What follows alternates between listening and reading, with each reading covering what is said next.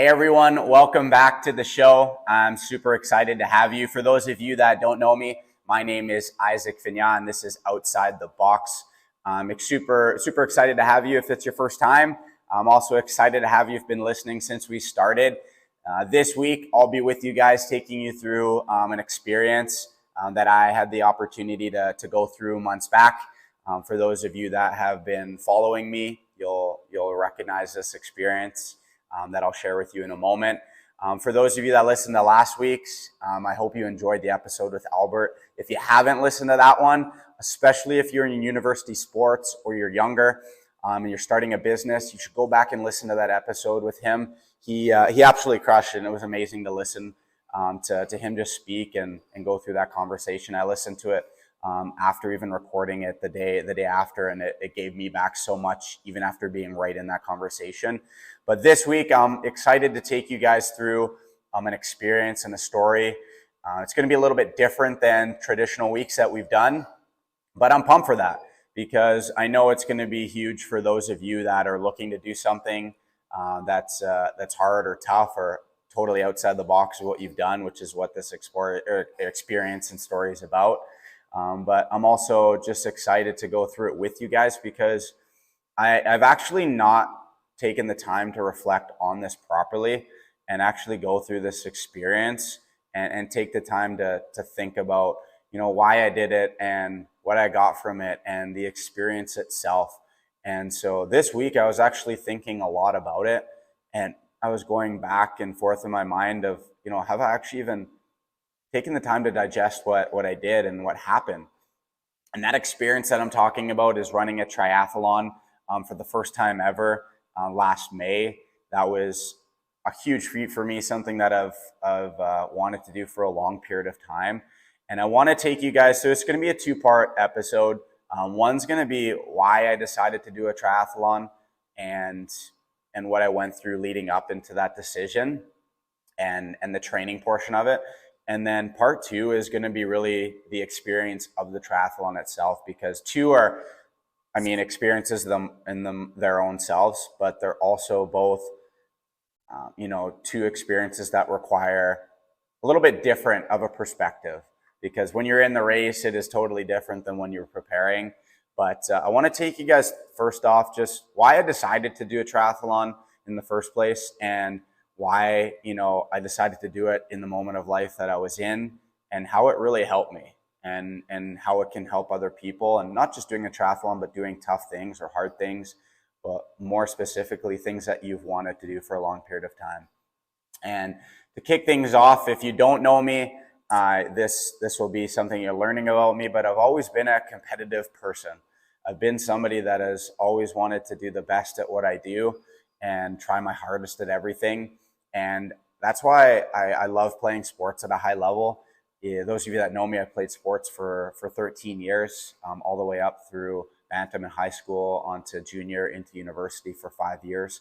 But I also had a passion for doing crazy things. If you talk to my family or my dad or anybody in my close circle, they would tell you I was a little bit of a daredevil or always wanted to try crazy stuff.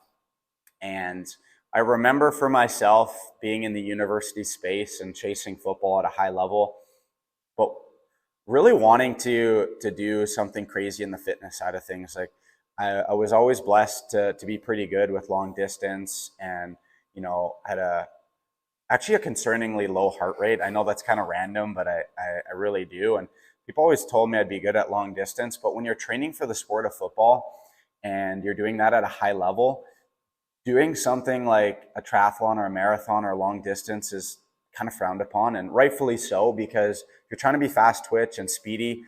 Doing that kind of training is probably not going to be the best for you.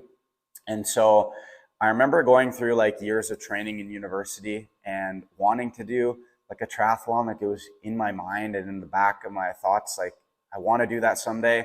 And when I started working with Kako, we had to do these dreams lists. We had to write down things that you wanted to achieve and to go after. And I remember writing triathlon in my dreams list. And for a couple of years, it sat there, but it also is in my mind, I want to do this one day, I'm going to do it. But a lot of things that kind of go by the wayside while you're concentrating on something else. And I remember, football being my number one. It's something that I chased for a long period of time. And what I'm going to take you guys through is actually my experience from transitioning from football into something new, because I know that's a very difficult space. And our talk with Albert last week, we actually talked a little bit about that and how difficult that transition can be, and things you missed. And so taking you back to my last year of university, my dream was always to play professionally. And I wanted to chase that right to the very end. And I was fortunate enough to have the experience to get an opportunity in the CFL draft and combine in 2021 and go after that dream. Unfortunately, I wasn't picked up, and I had a big decision to make. Probably the hardest of my life was to go back for another year of football and try free agency, or hang it up and go on to something else. And for those of you that have gone through that decision, it's incredibly hard, and you know that. Those of you that are edging up on that, it's extremely hard. You think you're ready for it. You think you prepared yourself for that moment. I remember being in university in my second, third year, being like, it's so far out. Like, I don't even have to worry about that. It sneaks up on you. It will sneak up on you, and there's no way to really fully prepare yourself for it. And it's different for everybody. I know for myself, it was probably the hardest decision I've ever made, because every decision I made, everything I did, for the last 5 years was all about football. How can I, go to the best training? How can I get the best, facilitator, or the best personal trainer, or the best workout? How can I get a little faster? It's all to get to this goal of playing football professionally. And when you got to make a decision to put that aside, it is never easy. And I was fortunate enough to have other things to look forward to, and be prepared for that moment to come, because for every athlete, it's going to happen at some point. But until you go through it, you can never fully prepare yourself for it. But I remember going through that in Halifax where I was training for the CFL, and having to make that decision. And I remember, for the first couple weeks or couple months after making that decision, I had a relief, kind of like a breath of fresh air, like, oh, I can take a break. Like, I don't have to be training right now. I don't have to be thinking about football. I can finally just press pause on things. And I remember that lasting for about 2 months. And then after that, it being one of the hardest parts of my entire life, because you're realizing that you don't have a season coming up. You don't have a championship coming up. You're going to the gym, but you're not really training for something. And that was hard. That really took a lot of my motivation away. It took a lot of my energy and my joy for training, and in life in general. It was very, very hard, because I felt like I'd lost my why.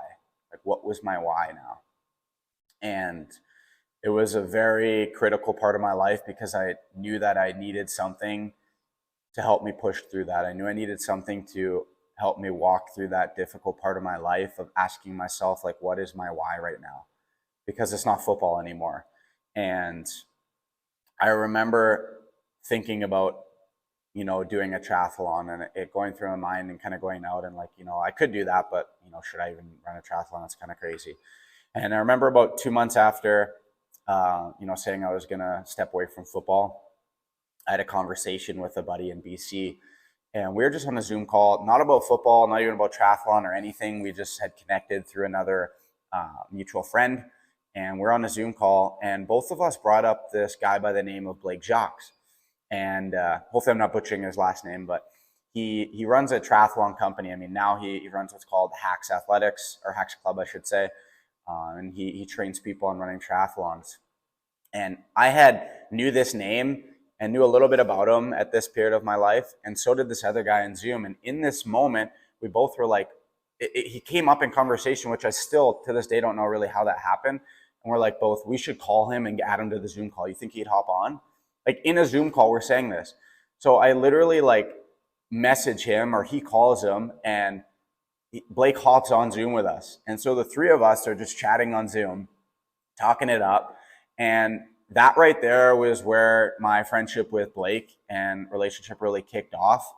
And I truly believe that God put that moment there for me to connect with Blake to make this triathlon happen. And from there, conversations happened about should I do a triathlon, and what would that look like, and what's training like, and when would that race be. And so we ended up having some conversations, and I was like, you know what, I have so many things going on. I'm leaving the sport, I'm leaving Halifax, I'm going to start a business in Edmonton, and I'm moving, and there's all this stuff happening. Like, do I need to add a triathlon to it? And in that moment, it was like I was going to do this or I wasn't. And I was like, you know what, Isaac, you asked for something that you needed to attach yourself to, something you needed to go after football. Do it. And I remember being scared and nervous in that moment, but I remember signing up with Blake and saying, we're going to do this. And so we picked a race about 6 months out, which turned out to be Victoria 70.3, and training started. And being a football player, I was not a stranger to the gym or working out, but I was a stranger to the amount of workload and the amount of hours that was going to go into training for a triathlon. Because if you know me, I'm not going to just run a race. And, I had people tell me, just run the race, like, to finish. It'll be fun. It'll be cool. And yeah, that'd be great to check it off. But I hated those words, because if I'm going to do something, I'm going to run it to compete. And I knew I had to commit to actually training for this to make a run of it.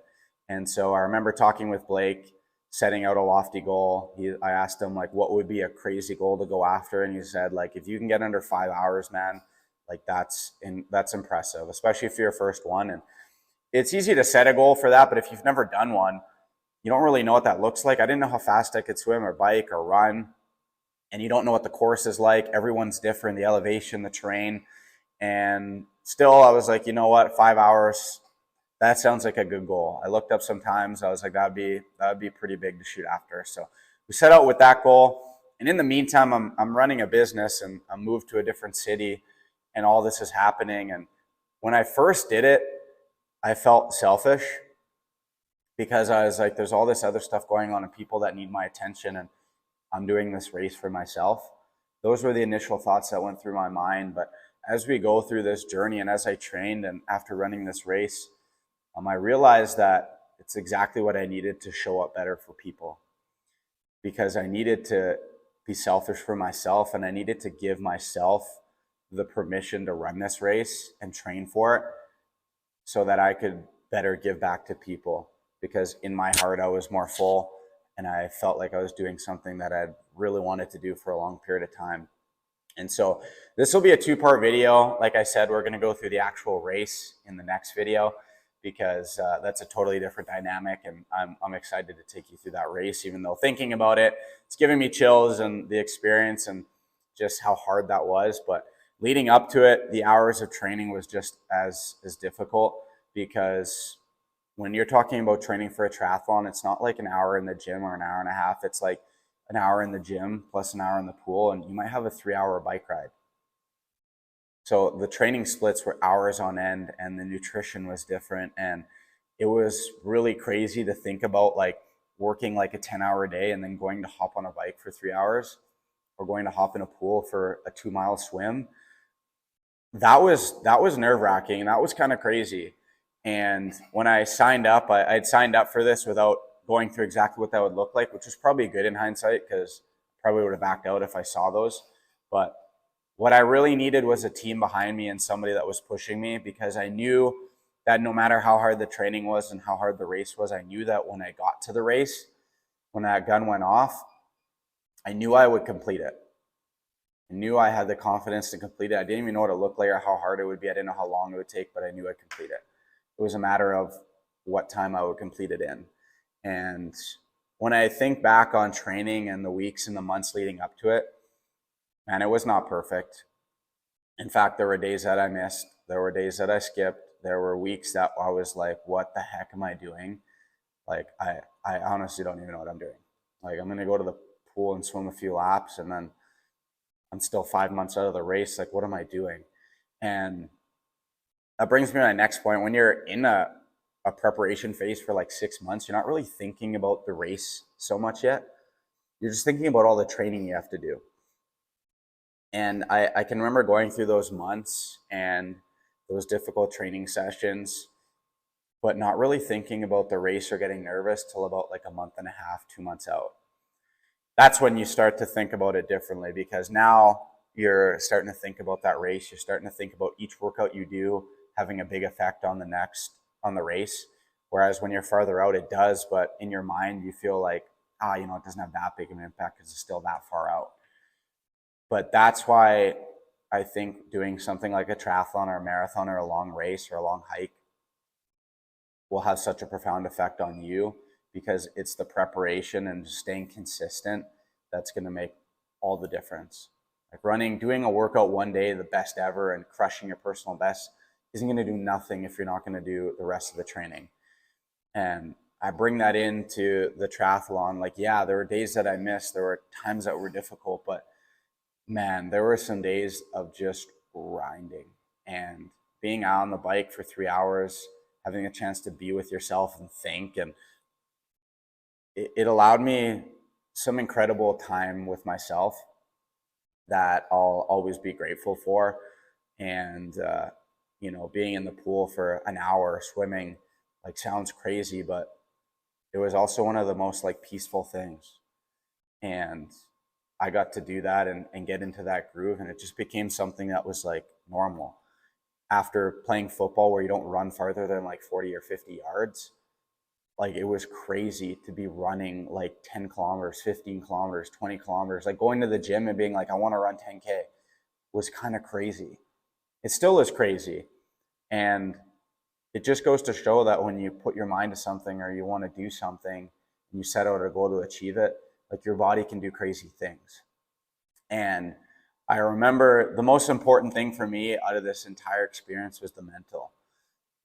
What this allowed me to do was compete with others, and it allowed me to have a team around me and someone to help coach me in a time where I was very lost in what I needed to do or wanted to do, because I'd lost my why. And for a period of time, this gave me a why to chase.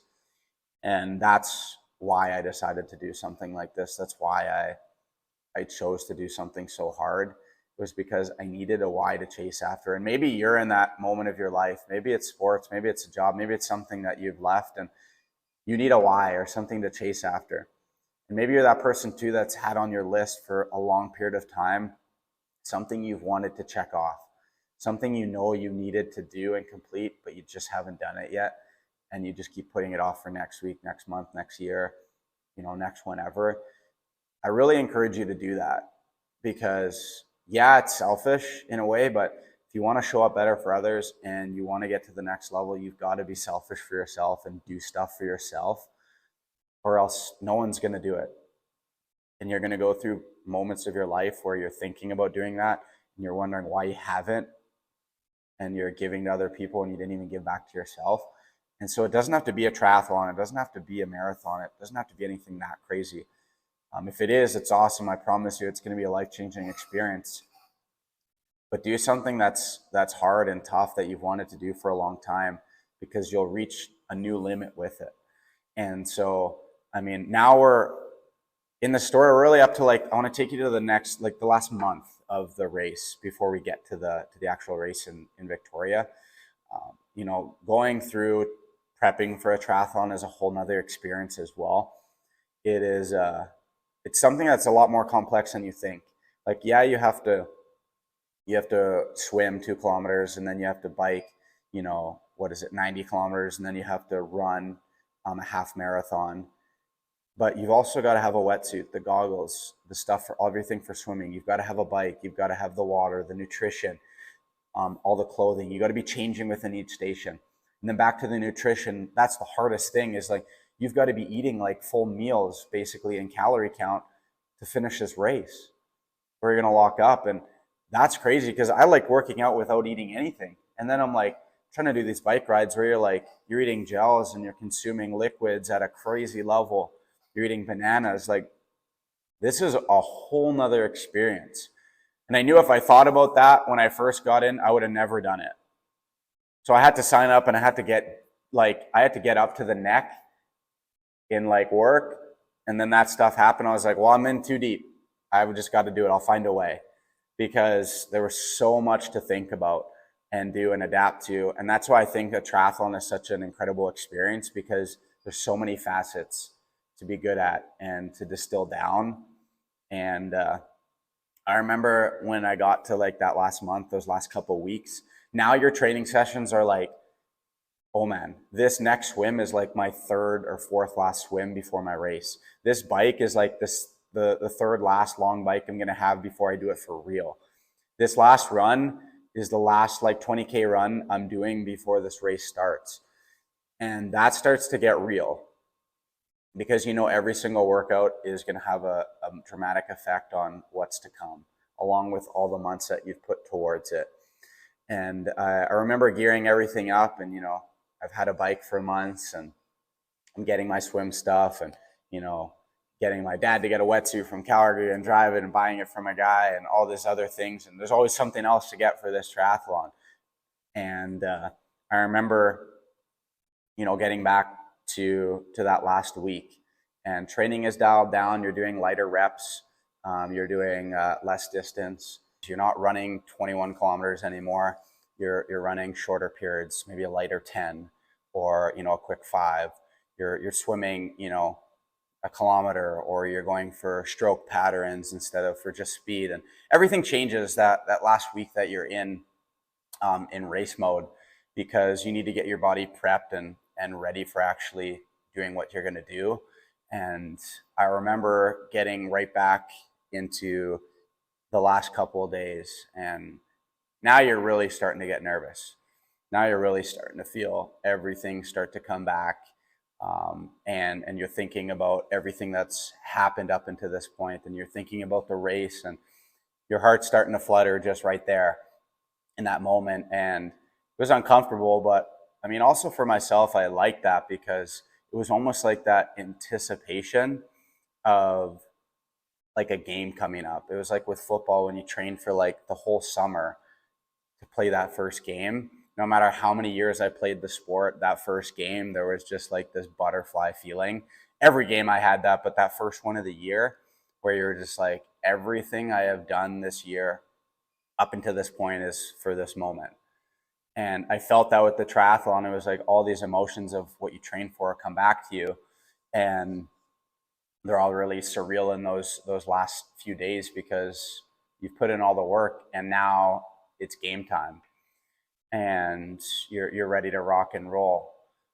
Only one problem happened for me when I was doing my triathlon, and that was having my bike stolen. And that was a pretty difficult thing to get through. It was a little interesting wrench in the game plan. And I remember that happening my last, I think it was 2 days before I left, like less than 48 hours. I am actually coming back from Facebook Marketplace, like location where I went to get a bag for traveling, so I could put my road bike in to this bag, and I could transport it via airplane to Victoria. And so I messaged this random guy on Facebook Marketplace, found a bag, like 200 some bucks, and I'm driving back to my place to pack the bag up with my bike. And I go down my apartment, like parking lot complex. So you go down one level, you turn, you go down one more level. So I'm like 2 layers underground with key fob for both. And I drive up to my parking stall. And you know, when you like look at something you've been looking at for a long time, and you can just sense something's not right, like something's missing. You don't know what it is yet, but something is missing. I remember that happening when I got up to my parking stall. I'm looking at it, and I'm also on the phone with my girlfriend, Hannah, at the time, and we're talking, and I drive up to the stall, and I go silent, and I'm looking, I'm like, something's not right here. Like something is missing. And I was holding my bike in this, my parking stall. It's got a blocked off gate and storage unit. And I put it in there. And when I drove up this time, I was like, something's missing. And what was missing was my bike.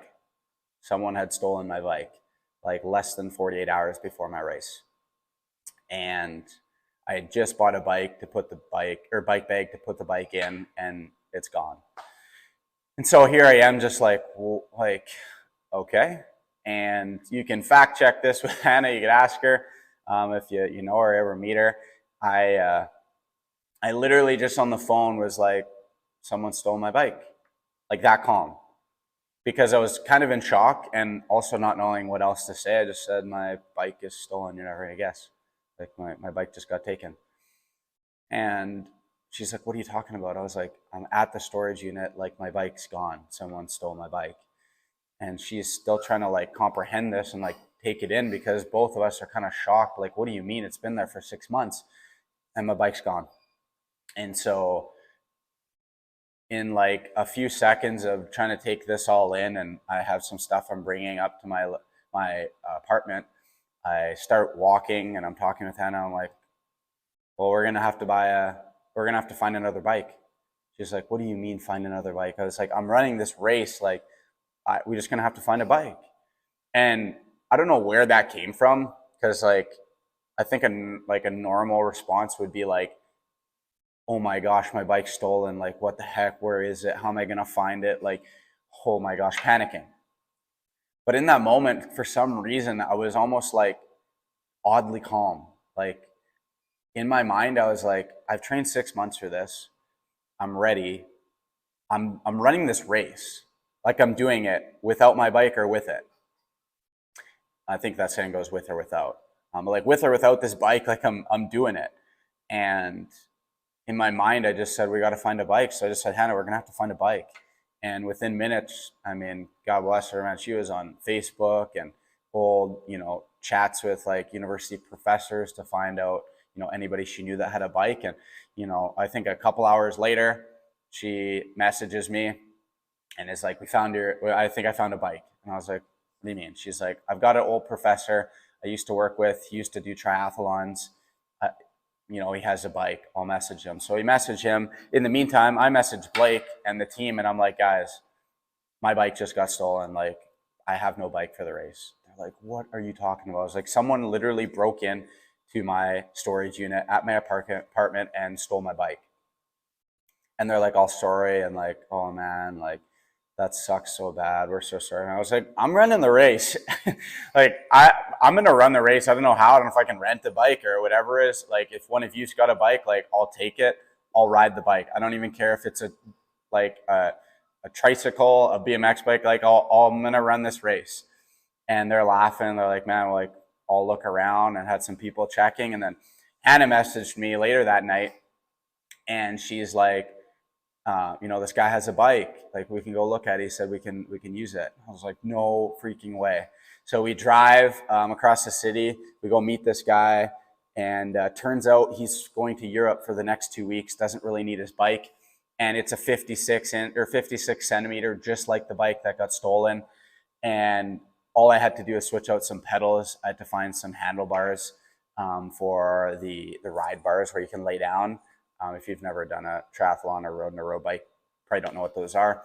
But they're so you can lean forward with your hands forward when you're really driving up a hill. And I go try on this bike. It's the right size, like should work. It's adjusted to him, but we'll fix it. And we ended up taking that home at like 10 p.m. that night. And we get it back. And I ended up like riding it once. I rode it for like 10 minutes for like a couple kilometers, feeling it out. I was like, it's a road bike. Seems like the right size. Put some different pedals on it. I pack it up, and we fly to Victoria. And that's really how fast that happened. It was like my bike stolen, find a bike, get a bike, pack it up. I'm on my way to Victoria. So when I hopped on that bike for the race day, I'd only rode that bike once, ever. I didn't even have it fully adjusted. I had to adjust the seat mid-race, which was hilarious, which we'll talk about in the second episode. But I only had ridden that bike once. But the reason why I bring that up is I really look back on that moment. And for me, what was really special is just handling that moment in a situation that was pretty stressful, that was obviously unfortunate. I was so focused on what I needed to accomplish and do, and I'd put so much into it. Like nothing was going to stop me. Like, I'm going to do this. Like, I'm riding this race. I don't know what bike I'm going to use, but I'm going to make it happen.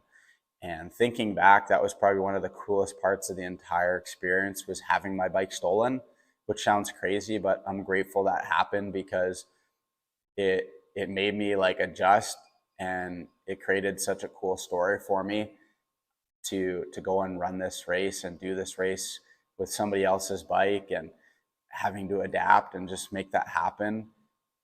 I was really fortunate to go through that. And that's where I want to kind of end off this episode before we get to the actual race.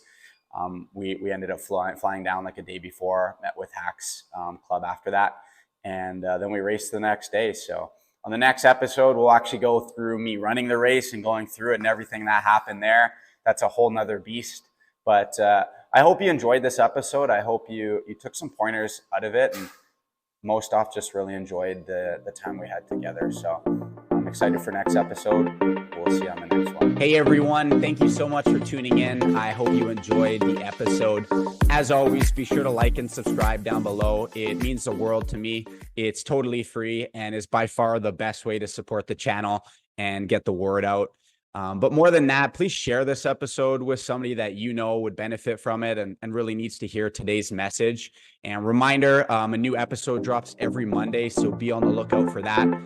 Other than that, have a great rest of your week, crush it, and don't forget to get outside the box. We'll see you on the next one.